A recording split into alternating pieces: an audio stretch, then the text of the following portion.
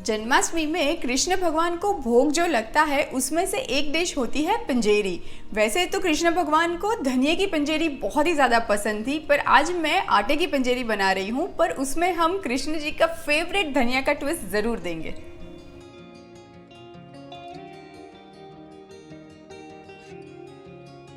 पंजेरी बनाने के लिए सबसे पहले कढ़ाई में हम हाफ कप देसी घी लेंगे। जब भी प्रसाद बना रहे हैं ना तो ट्राई कीजिए कि वो घी में बनाए, वो ज़्यादा बेहतर रहता है। अब ये घी में मैं ऐड कर देती हूँ 10 से 12 बादाम और इसको हम हल्का सा फ्राई कर लेंगे। ये बादाम तो हल्की हल्की सी फ्राई हो चुकी है, बस यही टाइम पे मैं ऐड कर देती हूँ ये 12 काजू लिए हैं जिसको टुकड़ों में काट दिया है, क्योंकि काजू बहुत जल्दी फ्राई हो जाते हैं इसलिए थोड़ी देर बाद डालेंगे। और मैं ले रही हूँ थोड़े से पिस्ता।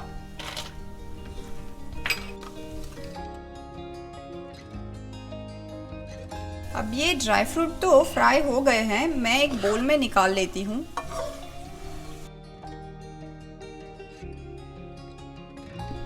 अब यही वाले घी में कुछ मखाने हम फ्राई कर लेते हैं। पंजेरी में मखाना बहुत ही अच्छा लगता है। अब ये मखाने तो हल्के हल्के से फ्राई हो चुके हैं। यही टाइम पे ये 1 कप रोटी का आटा है, मैं ये भी फ्राई कर लेती हूँ साथ में। और जब तक कि एक अच्छा गुलाबी कलर आ जाए ना तब तक हम फ्राई करेंगे। अब ये आटे के साथ साथ ही साबुत वाला धनिया मैंने लिया है, ये भी हम डाल देते हैं आटे में ताकि ये भी अच्छे से रोस्ट हो जाए। एक्चुअली आप चाहो तो धनिया को पहले रोस्ट करके फिर दरदरा सा कूट के भी आप ऐड कर सकते हो।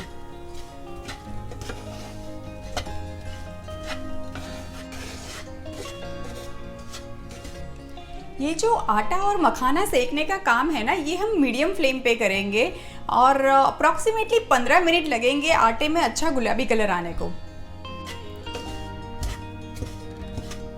ये आटा तो ऑलमोस्ट पक चुका है, ये देखिए कितना अच्छा गुलाबी कलर आ चुका है। बस यही टाइम पे मैं इसमें ऐड कर रही हूँ थोड़ा सा ये कोकोनट का, मेरे पास बुरादा है मैं वो ऐड कर रही हूँ। अगर आपके पास वो कोकोनट शेल आता है ना सूखा वाला, वो कट करके भी आप ऐड कर सकते हैं, पर वो आपको घी में पहले फ्राई करना पड़ेगा।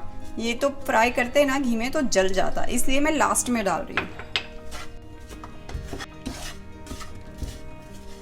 वैसे तो ना हर घर की पंजेरी बनाने की रेसिपी अलग अलग होती है, क्योंकि हर घर अपने हिसाब से ठाकुर जी को भोग लगाता है। अब ये सारी चीज़ें तो बहुत ही अच्छे से सेक चुकी है, मैं इसको भी बोल में निकाल लेती हूँ, क्योंकि पैन ना गर्म होता है तो और भी ये पकता रहता है और हमें बहुत ज़्यादा डार्क कलर नहीं चाहिए। अभी ये मिक्सचर को हम थोड़ा सा ठंडा होने देते हैं और उसके बाद हम इसमें शक्कर ऐड करेंगे। ये देखिए, आप मखाने को ऐसे प्रेस करेंगे ना तो ऐसे एकदम चूर चूर हो जाएगा। दैट मीन्स कि ये बहुत अच्छे से सिक चुका है। और वैसे भी आटे का कलर देख के भी पता चल ही जाता है कि मिक्सचर सिक चुका है। अब ये मिक्सचर तो ठंडा हो चुका है, अब मैं इसमें ऐड कर देती हूँ शक्कर। ये मैंने हाफ कप शक्कर ली हुई है और आप घर की पिसी हुई शक्कर का भी इस्तेमाल कर सकते हैं। और अब सारी चीज़ों को वापस से मिला लेते हैं। कृष्ण भगवान के भोग के लिए तो पंजेरी बिल्कुल तैयार है, फटाफट से प्लेटिंग करते हैं।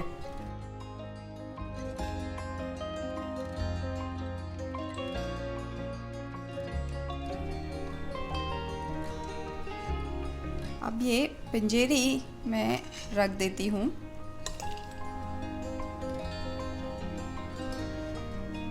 अब ये कुछ तुलसी के पत्ते हैं, ये मैं ऐसे ही हाथ से काट के मैं डाल देती हूँ।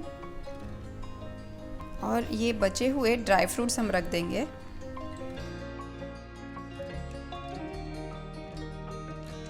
तो लीजिए, तैयार है कृष्ण भगवान को लगने वाला भोग पंजेरी। अब ये पंजेरी को तो पहले कृष्ण भगवान खाएंगे और उसके बाद हम खाएंगे।